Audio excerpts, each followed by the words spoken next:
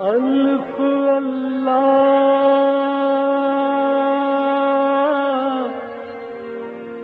چنبے دی بوٹی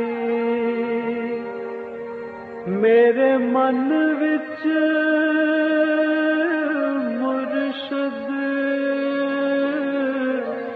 لائی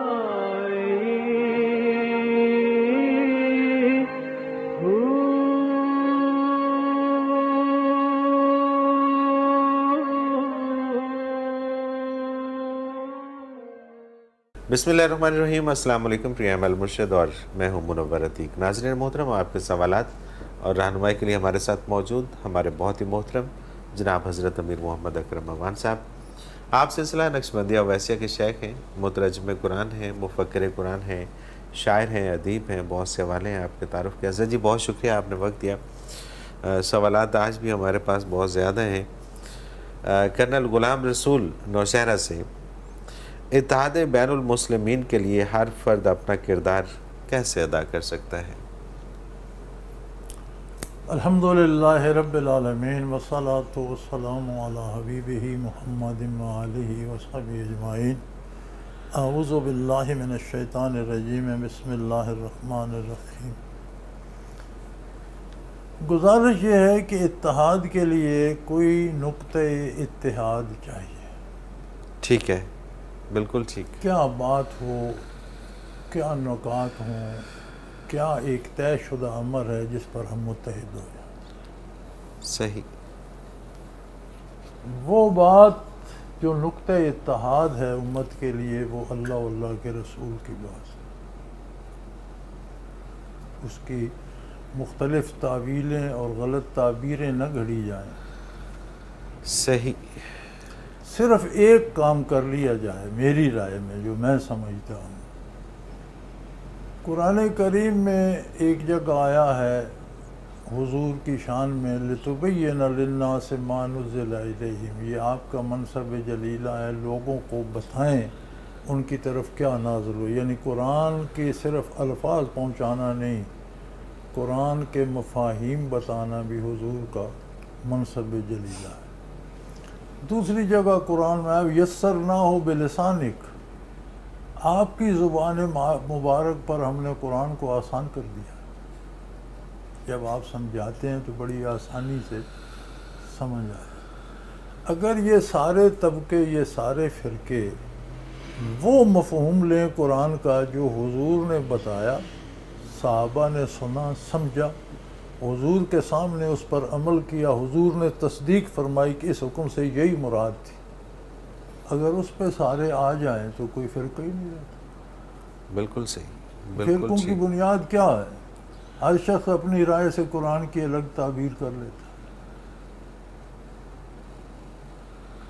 بالکل ٹھیک، تو نقطۂ اتحاد صرف حق ہے، باطل ہے۔ پر اتحاد کون سا اتحاد ہے؟ ممکن نہیں ہے، جھوٹ بالکل پر صحیح، اتحاد کون سا ہو ہی نہیں اتحاد؟ سکتا۔ ہر صحیح ایک بات۔ کا جھوٹ اپنی پسند کا ہوگا۔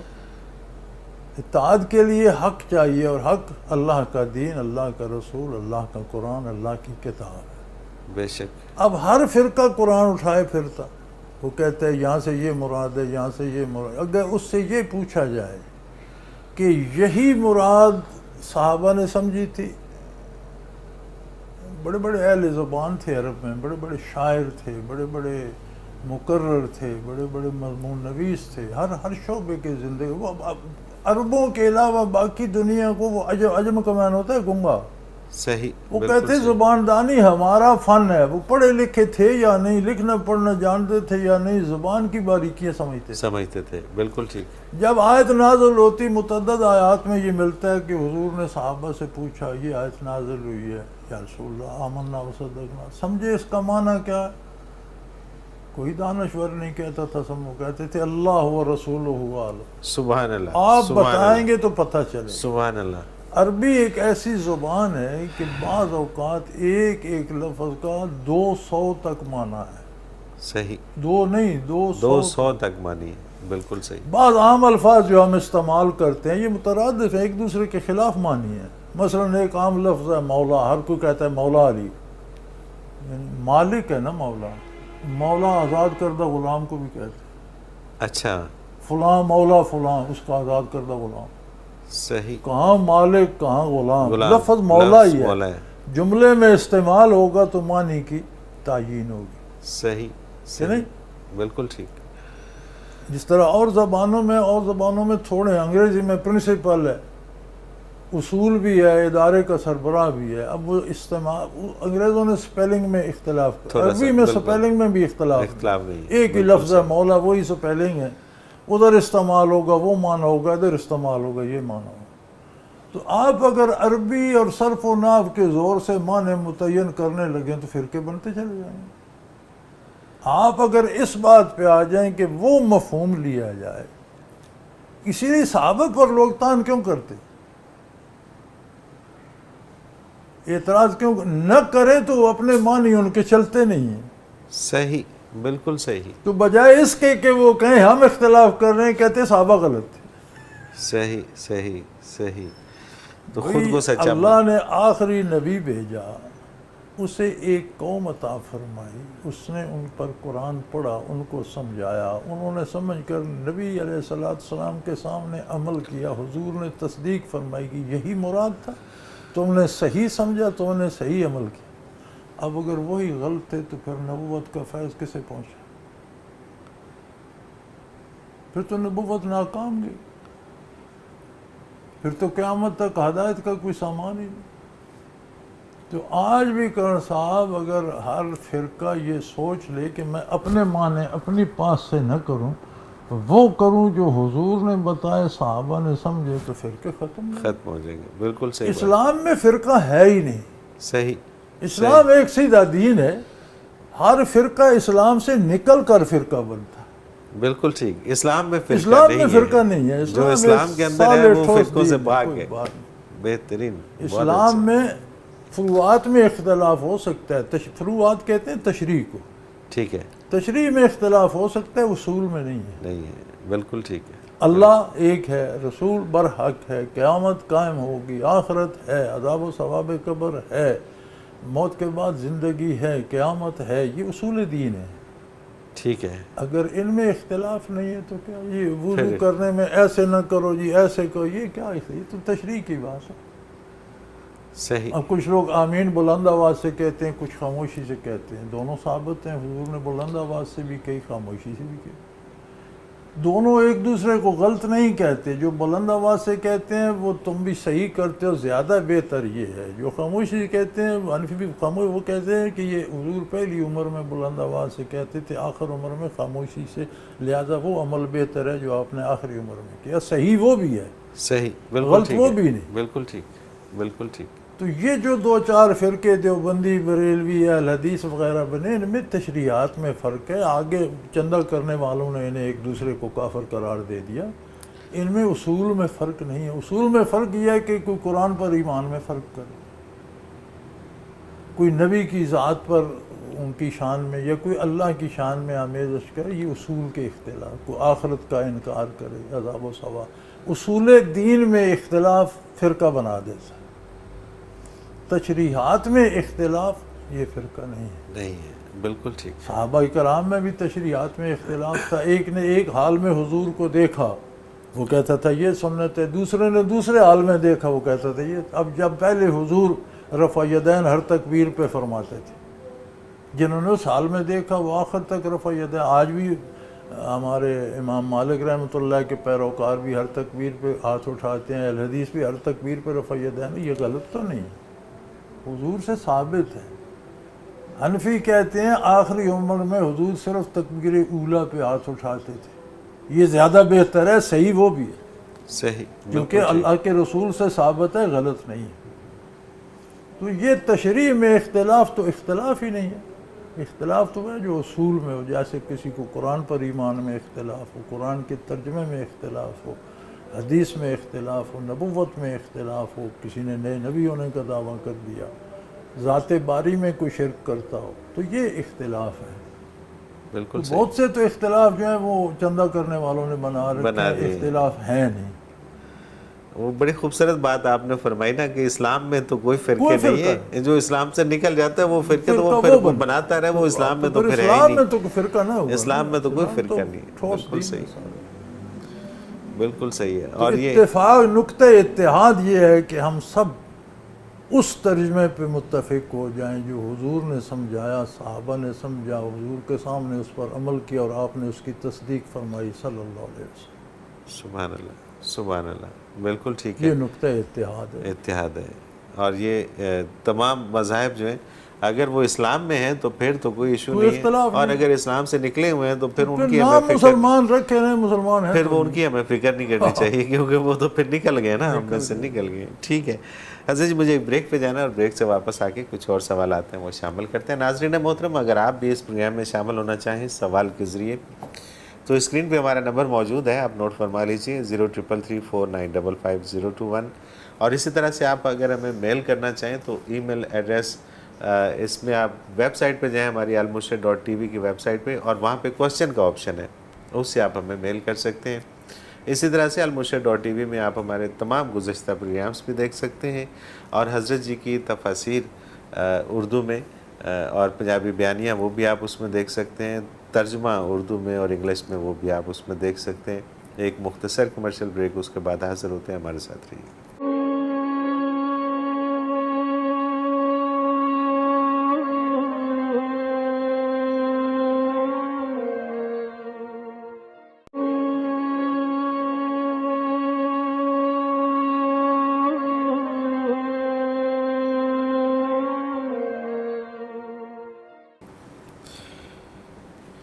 پروگرام میں ایک بار پھر خوش آمدید ناظرین محترم. آپ کے سوالات اور رہنمائی کے لیے ہمارے ساتھ موجود ہمارے بہت ہی محترم جناب حضرت امیر محمد اکرم امان صاحب.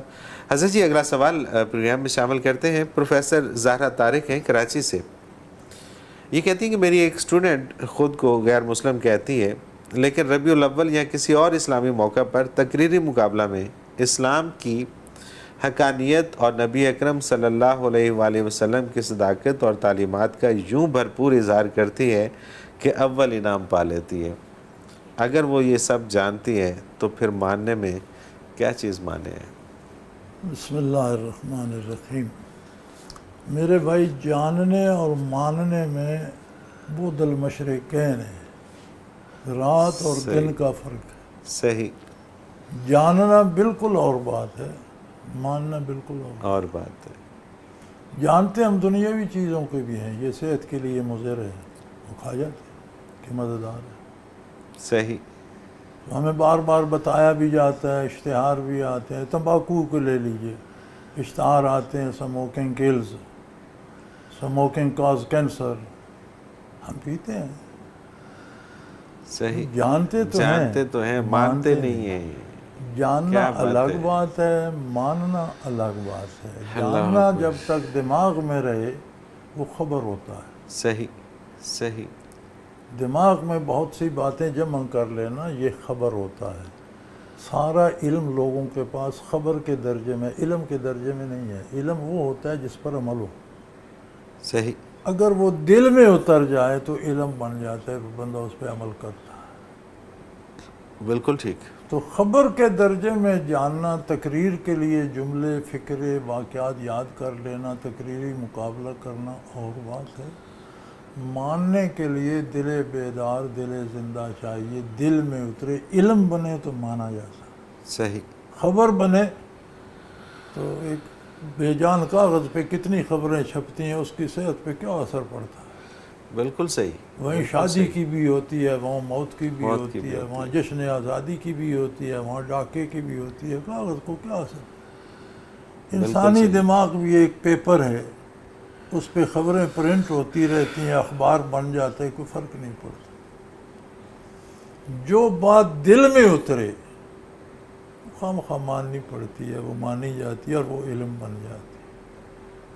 بالکل صحیح بات. تو یہ جو بات آپ کر رہے ہیں، اس بچی کے پاس خبر ہے، علم نہیں. علم نہیں ہے. کیا بات ہے، کیا بات ہے. کیونکہ دل کی بات تو پھر ہر کوئی مانتا ہے نا، اور دل میں اترے تو پھر مانی جاتی، پھر وہ علم بن جاتی. صحیح. لبنہ قمر ہیں جڑا والا سے. میرے نانا جان اکثر کہا کرتے تھے کہ اللہ اللہ کرنے سے اللہ نہیں ملتا، یہ تو اللہ والے ہیں جو اللہ سے ملا دیتے ہیں. میں نے یہ جملہ بہت بچپن میں سنا ہوا ہے. نانا تو اب حیات نہیں ہے، آپ رہنمائی فرما دیجئے کہ آخر اللہ اللہ کرنے سے اللہ کیوں نہیں ملتا. اگر اللہ اللہ کی جائے اور اس میں خلوص ہو تو وہ اللہ والوں کے پاس لے جاتا ہے. سبحان اللہ سبحان اللہ. اللہ کریم کا ارشاد ہے بسم اللہ الرحمن الرحیم والذین جاہدوا فینا لنہدینہم سبلنا. جو ہمیں پانے کے لیے محنت کرتے ہیں ہم ان پر اپنے کئی راستے کو سبلنا سبیل راستے کو کہتے ہیں, سبل جمع ہے, بہت سے راستے کھول دیتے ہیں. یہاں اس تفسیر میں مفسرین کرام لکھتے ہیں کہ اللہ کیسے راستے کھولتے ہیں. فرمایا جس کی طلب سچی ہو اور خلوص سے اللہ کرے, اللہ کو ایسا سبب بناتا ہے کہ اسے اپنے بندوں کے پاس پہنچا دیتا ہے جو آگے اس کی رہنمائی کرتے ہیں. سبحان اللہ سبحان اللہ. تو رسماً اللہ کرنا تو وہ ایک اور بات ہے, واقعی کی جائے تو وہ ضائع نہیں جاتی, اللہ والوں کے پاس پہنچا دیتی ہے. تو ہر کام اس کام کے اس فن کے ماہرین سے سیکھنا پڑتا ہے. یہ دنیا میں تو یہ اصول ہر کوئی جانتا ہے, دین میں کیوں نہیں مانتے کہ دین بھی دین والوں سے سیکھنا پڑتا ہے. بالکل ٹھیک بالکل صحیح. دنیا میں تو آپ کبھی کپڑا سلوانے موچی کے پاس نہیں جاتے, کبھی جوتا بنوانے درزی کے پاس نہیں جاتے, کبھی خود لے کر نہیں بیٹھ جاتے بنا لوں گا, یا پھر سیکھنا پڑتا ہے. صحیح. بہرحال وہی بنا سکتا ہے جو سیکھتا ہے, یعنی جانا پڑتا ہے وہاں. بے شک. تو آخرت کے لیے بھی تو کسی کے پاس جانا پڑے گا. بالکل صحیح. وہ آج خود کیسے ہو جائے گا. نہیں ہاں ویسے ہی اللہ کی طلب میں اللہ شروع کر دے تو اللہ نے اس کا انتظام بھی کیا, اسے اللہ والوں کے پاس پہنچا دیتا ہے. بالکل ٹھیک بالکل صحیح. اگلا سوال حضرت جی شامل کرتے ہیں. فروا سرور ہیں, medical student, king Edward medical university یہاں سے. ایک ایسا ادارہ جس میں کو ایجوکیشن ہو اور ٹیچرز بھی مرد ہوں, ہمیں کس حد تک پردہ لازمی کرنا چاہیے؟ پردہ بیٹے شرعی واضح ہے اور وہ ضرور کیا جانا چاہیے. ٹھیک ہے. ایک یہ جملہ بڑا عجیب رواج پا گیا ہے جی, پردہ دل کا ہوتا ہے. آدھی سی زیادہ انسانیت کو تو اس نے برہنہ کر دیا, اس ایک جملے نے برہنہ, اس ایک جملے نے, کہ بے دل شک کا کوئی شک پردہ نہیں, کوئی شک نہیں. آنکھ کا پردہ ہے جی, دل کا پردہ ہے. آنکھ کا پردہ, دل کا, آنکھ کا بھی نہیں کہتے, پردہ دل کا. وہ دل کے پردے نے بے شمار انسانیت کو برہنہ کر دیا. احکام شرعی واضح ہے. عورت کے ہاتھ پاؤں اور اس فیس کے علاوہ اگر فیس بھی ڈھانپا جائے بہت اچھی بات. اس میں گنجائش ہے کہ وہ فیس چادر اس طرح لے لے, نگاہوں کو بچائے, نگاہیں نگاہوں سے نہ ملائے.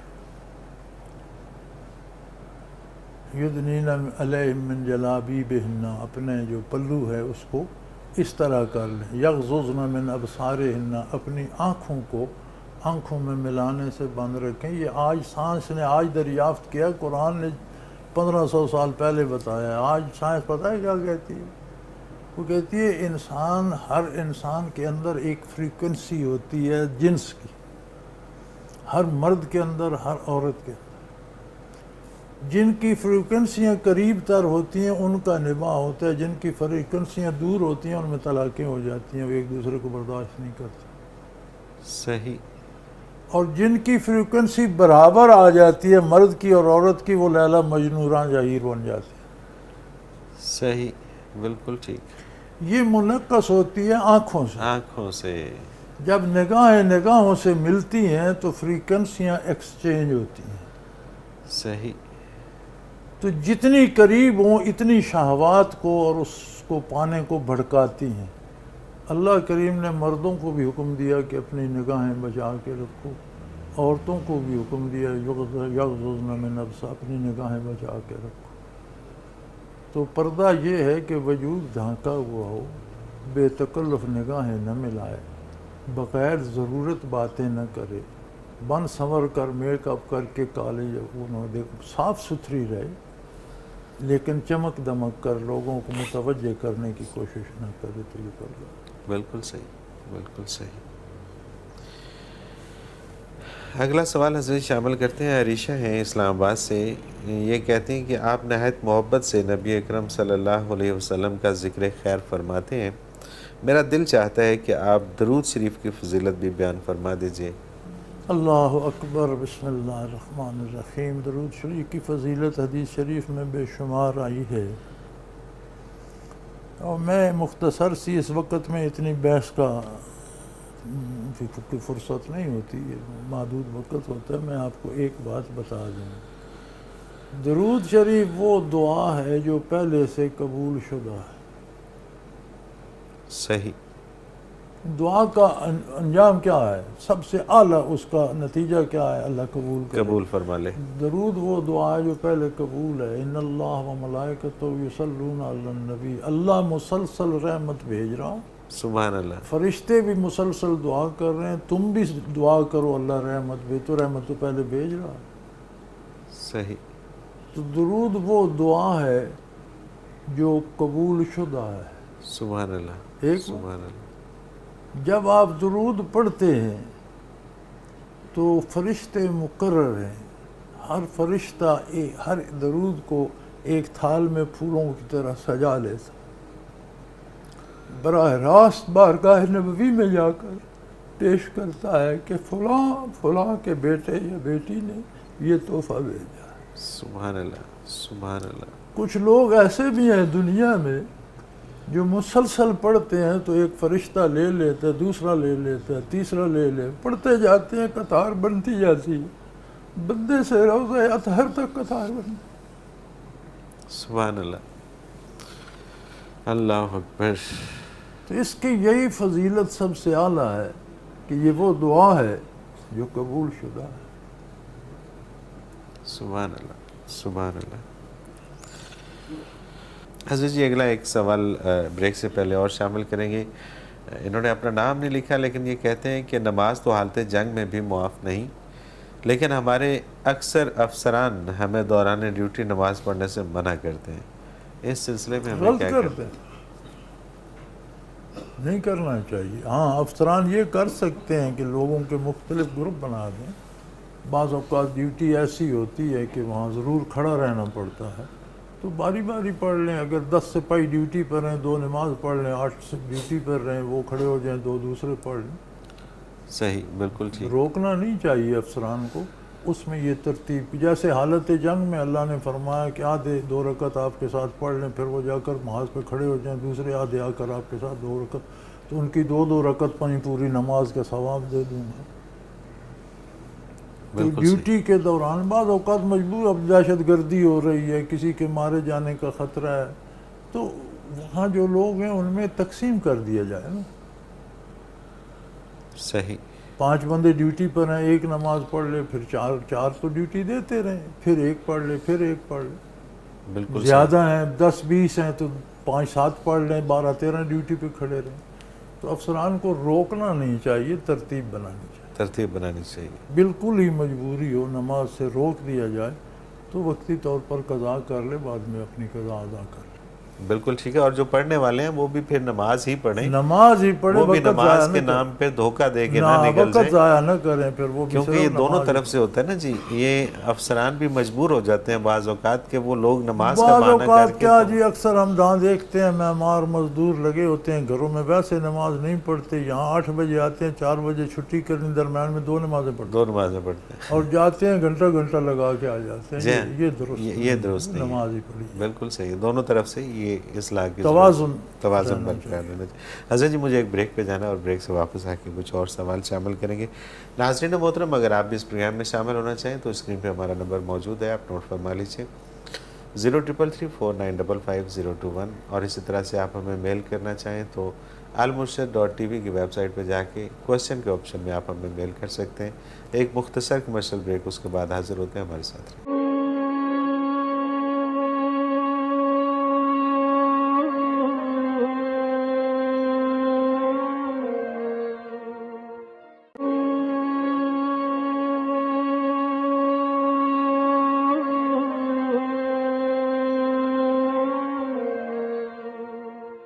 پروگرام میں ایک بار پھر خوش آمدید. ناظرین محترم، آپ کے سوالات اور رہنمائی کے لیے ہمارے ساتھ موجود ہمارے بہت ہی محترم جناب حضرت امیر محمد اکرم امان صاحب.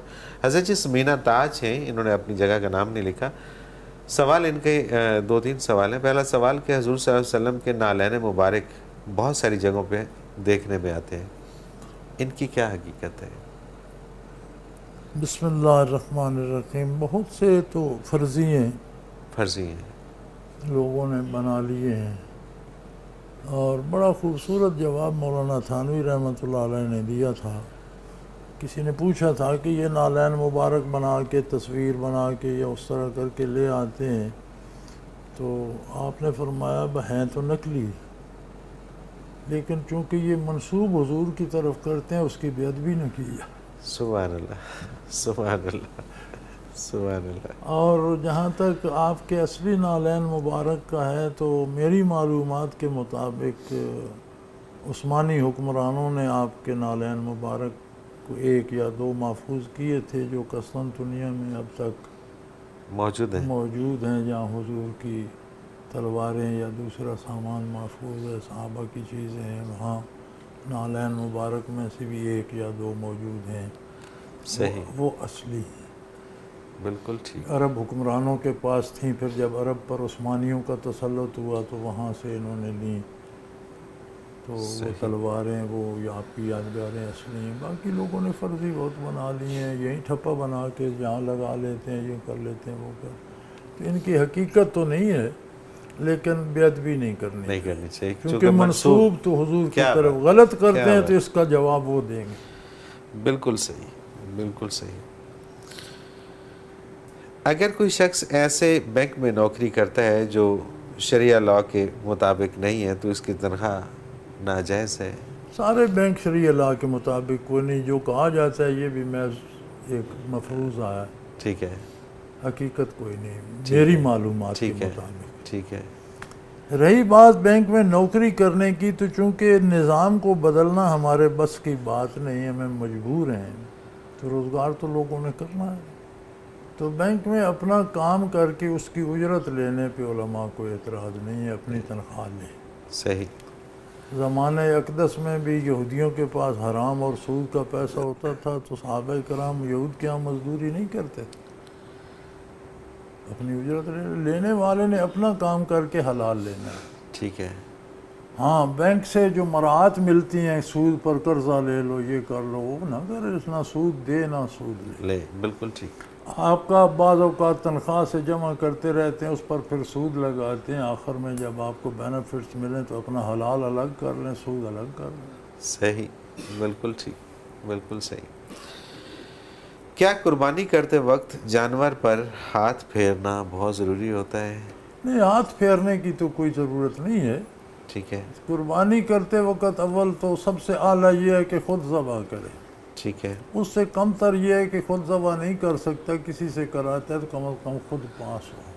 صحیح. نہ بھی ہو تو قربانی تو ہو جاتی ہے، لیکن وہ لذت، وہ کیفیات کرم، جو کیفیات قربانی کے وقت نازل ہوتی ہیں وہاں، وہ تو اچھی بات. صحیح، بالکل ٹھیک. سلیمہ چودھری ہیں سرگودا سے. کہا جاتا ہے کہ حج کے بعد انسان یوں ہوتا ہے گویا آج پیدا ہوا، کیا یہ درست ہے؟ اگر حج ہو تو اگر حج ہو تو بالکل درست. بالکل ٹھیک ہے، بالکل ٹھیک ہے. اگر حج ہو تو حج ہو تو پھر تو بالکل ایسا ہی ہوتا ہے. سیر سپاٹا ہو تو پھر اور بات ہے. میں نے ایک دفعہ ایک تفسیر اسرار التنزیل پہلے مکمل ہو کر چھپ چکی، اس کی انگریزی تفسیر بھی آ گئی، تو اس میں نے یہ لکھا تھا کہ حجاج کرام، صحابہ کرام جب کنکریاں مارتے تھے شیطان کو تو کوئی وہاں سے کنکریاں اٹھاتا نہیں تھا، بلکہ اللہ کے فرشتے اٹھا لیتے تھے جو قیامت کو ان کے اعمال میں تو نیکیوں میں رکھی جائے. تو ہمارے ایک مولانا ہوتے تھے، ان کا ہنگو میں مدرسہ تھا، وہ نیک آدمی تھے اور بڑے فاضل تھے. تو انہوں نے تفسیر میں پڑھ کے مجھے خط لکھا، جماعت کے ساتھی تھے، تو انہوں نے لکھا حضرت آپ نے لکھ تو دیا ہے، لیکن میں تو اس سال حج پر گیا ہوا تھا اہلیہ کے ہمراہ، تو میں نے تو دیکھا وہ کنکریاں تو سعودیہ کے ٹرک رات کو اٹھا رہے ہوتے. آپ نے لکھ دیا فرشتے اٹھاتے ہیں. تو میں نے انہیں جواب لکھا تھا، بھئی میں نے کہا ہے حاجیوں کی کنکریاں فرشتے اٹھائیں. سبحان اللہ، سبحان اللہ. جو باقیوں کی تو سعودیہ کے ٹرک کی اٹھائیں گے. جی ہاں، جو سیر کرنے جاتے ہیں ان کی تو پھر سعودیہ کے ٹرک کی اٹھائیں گے نا. تو جو حج کرتا ہے وہ بالکل ایسے ہو جاتا ہے جیسے آج دنیا میں پیدا ہو. بالکل صحیح. سبحان اللہ، سبحان اللہ. کیا درجہ ہے حج کا. اگلا سوال حضرت جی ڈاکٹر عائشہ ستوت لاہور سے. مہربانی فرما کر مجھے ایسا طریقہ تعلیم فرمائیے کہ میں اس طرح سے قربانی کروں کہ اللہ کریم اسے قبول فرمائے اور راضی بھی ہوں. میرے بھائی کوئی نیا طریقہ کوئی بھی شخص تعلیم نہیں کر سکتا، سارے طریقے وہی ہیں جو آقا نامدار صلی اللہ علیہ وسلم نے تعلیم فرمائے ہیں۔ بات خلوص کی ہے کہ آپ کس خلوص سے اس پر عمل کر رہے ہیں، وہ لذت الگ ہوتی ہے۔ طریقہ نیا کوئی نہیں، کوئی آپ کے بعد ایسا بندہ نہیں آئے گا جو آپ سے زیادہ مزیدار بات بتا سکے، ناممکن۔ جو بتائے گا، جو حق بتائے گا، وہ آپ صلی اللہ علیہ وسلم ہی کی بات بتائے گا۔ طریقہ وہی ہے جو مسنون ہے، بات خلوص کی ہے کہ آپ کس درد دل سے اس پر عمل کر رہے ہیں۔ سبحان اللہ، سبحان اللہ، سبحان اللہ۔ آپ کی کیفیات اس وقت کیا ہیں، سوچ کیا رہے ہیں؟ آپ اگر قربانی کے مقصد سے واقف ہیں تو پھر تو بات بن جائے گی، اور اگر واقف نہیں ہیں تو پھر جتنا رسمیں مرضی ہیں جو تو مرضی رسمیں پھر۔ تو ہوتی رہتی۔ ام خاور ہیں ڈی جی خان سے، میرا تعلق ایک بے حد غریب گھرانے سے ہے، میکا بھی ضرورت مند طبقے سے تھا۔ میں اکثر سوچتی ہوں کہ ہم تو نماز روزے کے علاوہ کچھ نہ کر سکے، نہ زکوٰۃ فرض ہو پائی، نہ حج کی استطاعت ہوئی، نہ ہی کبھی قربانی ادا کی، الٹا قربانی کے گوشت کا ہی انتظار کیا۔ تو ہم ان تمام نیکیوں کی کمی کیسے پوری کریں؟ ہم تو بہت پیچھے رہ گئے، اللہ کی راہ میں دینے کی بجائے لینے والوں کی لسٹ میں رہے۔ نہیں کہ اللہ کسی کو پیچھے نہیں چھوڑتے۔ غریب جس میں استطاعت نہیں ہے اس پر حج فرض ہی نہیں۔ لیکن نبی کریم صلی اللہ علیہ وسلم نے فرمایا کہ اگر وہ جمعے کو باقاعدہ تیار ہو کر غسل کر کے کپڑے دھو دھا کے صاف کر کے تیاری کر کے بر وقت جا کے جمعے کی نماز ادا کرتا ہے، اسے حج کا ثواب مل جاتا ہے۔ تو امیر عمر میں ایک بار کرتا ہے، غریب مہینے میں 4 بار۔ سبحان اللہ، سبحان اللہ۔ امیر لاکھوں روپے زکوٰۃ دیتا ہے، غریب اپنے کھانے سے ایک لقمہ صدقہ کسی جانور کو دے دیتا ہے، کسی اپنے جیسے غریب کو دے دیتا ہے، اس کے لاکھوں سے اس کے ایک لقمے کی قدر زیادہ ہے۔ صحیح۔ ایک بندے نے 1 لاکھ 10 لاکھ 5 لاکھ زکوٰۃ دی تو اس نے 2.5% ہی دیا، 97.5% تو اس کے پاس، تو غریب کے پاس تو تھا ہی وہ لقمہ، اس نے جو تھا وہ آدھا دے دیا، یا اس کا چوتھائی، تو زیادہ کون ہوا؟ تو غریبی تو اللہ کی نعمت ہے میرے بھائی، غریبی تو وہ انعام ہے کہ مفت میں ہر چیز ملتی ہے۔ اور کتنے گناہ ہیں جو محض دولت کے بل پہ ہم کرتے ہیں اور غریب وہ نہیں کر سکتا، یہ بھی اللہ کا احسان ہے۔ اللہ اکبر، اللہ، غریبی بھی اللہ کی نعمت ہے۔ سبحان اللہ۔ اگلا سوال حضرت شامل کرتے ہیں، محمد طارق ہیں راول پنڈی سے۔ نبی اکرم صلی اللہ علیہ وسلم نے تو 100 اونٹ بھی قربان فرمائے، پھر ہم ایک اونٹ میں اتنے بہت سے لوگ کیوں حصہ ڈالتے ہیں؟ گزارش یہ ہے کہ نبی کریم صلی اللہ علیہ وسلم نے حجۃ الوداع پہ 100 اونٹ قربان فرمائے، آپ نے 63 اپنے دستے مبارک سے نہر فرمائے، اور باقی حضرت علی رضی اللہ عنہ کو حکم دیا کہ باقی کے تم سارے نہر کیے گئے۔ نہر کہتے ہیں یہاں نیزہ مارتے ہیں یا چھری مارتے ہیں، یہاں حلق میں ہے، ٹھیک ہے، وہ گر جاتا ہے تو پھر اسے ذبح بھی کر دیتے ہیں۔ ٹھیک ہے۔ اس سے مراد یہ ہے کہ قربانی استطاعت اور ہمت کے مطابق دینی۔ غریب جو ہے اس کو بھی معلوم نہ رکھا جائے، جس کے پاس تھوڑی پیسے ہیں وہ ایک بھی کرے، جو کر سکتا ہے وہ ایک جانور کر لے، اونٹ کر لے، بیل کر لے، جو زیادہ کر سکتا ہے وہ 2 اونٹ 2 بیل 4 بیل کر، یعنی اپنی حیثیت کے مطابق جتنا آگے وصول کرنا چاہتا ہے اتنا آج ڈپازٹ کرا دے بھائی۔ کیا بات ہے، کیا بات ہے۔ آپ ایک سرمایہ آخرت کے لیے اللہ کے خزانے میں جمع کرا رہے ہیں، وہاں محفوظ رہے گا، جتنا چاہیں کر لیں۔ تو آپ کے 100 اونٹ قربان کرنے سے مراد یہ ہے کہ زیادہ سے زیادہ جتنی ہمت ہو اتنی قربانی کی جا سکتی ہے، اتنا اجر، اتنی کیفیات، اتنا ثواب، اتنے درجات ملیں۔ صحیح۔ تو کوئی غریب ہے تو ایک بڑے جانور میں 7 حصے بھی ہو سکتے ہیں، اونٹ، بھینس، گائے، بیل میں۔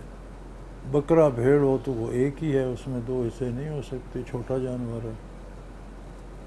صحیح، بالکل ٹھیک۔ اور جو نہیں کر سکتے اور ان کے دل میں یہ درد اٹھتا ہے کہ کہ اللہ مجھے دیتا میں بھی کرتا تو یہ درد کرنے سے زیادہ قیمتی ہے. قیمتی ہے. کیا بات ہے، اس کا اپنا ہو جائے. کیا بات، سبحان اللہ سبحان اللہ. حضرت جی وہی ہوا کہ ہمارے پروگرام کا وقت اپنے اختتام کو پہنچ گیا. آپ کا بہت شکریہ کہ آپ نے وقت دیا اور اتنی خوبصورت گفتگو اور اتنے خوبصورت جواب آپ نے ہمارے ناظرین تک پہنچائے. انشاءاللہ کوشش کریں گے کہ اگلا پروگرام پورے کا پورا ہم قربانی کے حوالے سے کریں اور اس میں لوگوں کو بتائیں. ناظرین محترم، اگر آپ بھی اس پروگرام میں شامل ہونا چاہیں اپنے سوال کے ذریعے تو اسکرین پہ ہمارا نمبر موجود ہے، آپ نوٹ فرما لیجئے 0334955021. اور اسی طرح سے آپ ہمیں میل کرنا چاہیں تو almurshed.tv کی ویب سائٹ پہ جا کے کوسچن کا آپشن پہ جا کے ہمیں اپنا سوال لکھیے. آپ کا سوال ہم اس پروگرام میں شامل کریں گے. اسی طرح سے ہمارے جتنے بھی گزشتہ المرشد پروگرامس ہیں وہ آپ کو almurshed.tv کی ویب سائٹ پہ مل جائیں گے. اور حضرت جی کا اردو اور انگلش میں ترجمہ قرآن پاک کا اور اردو اور پنجابی میں بیانیہ تفسیر آپ کو اس ویب سائٹ کے اوپر مل جائے گی. اس کے ساتھ ہی پروگرام کا وقت اپنے اختتام کو پہنچا. منور عتیق کو اجازت دیجیے. اللہ حافظ. لا